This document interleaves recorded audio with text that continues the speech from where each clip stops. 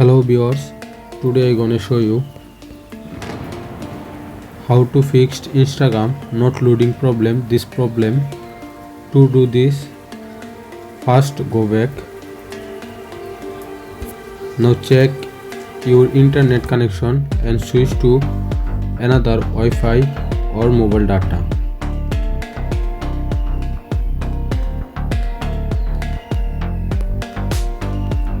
Now tap on Instagram.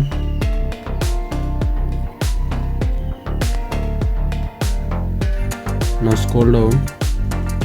Now tap on storage. Now tap clear cache and clear data. Now go back. Now tap on permissions. Allow the all permissions.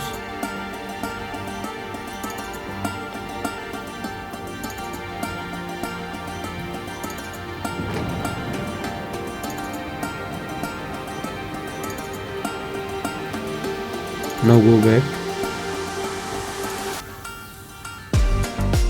Now tap on Play Store. Now search Instagram and check update. Instagram already updated. Open your Instagram. By doing process you can successfully your problem solve. Thank you for my watching.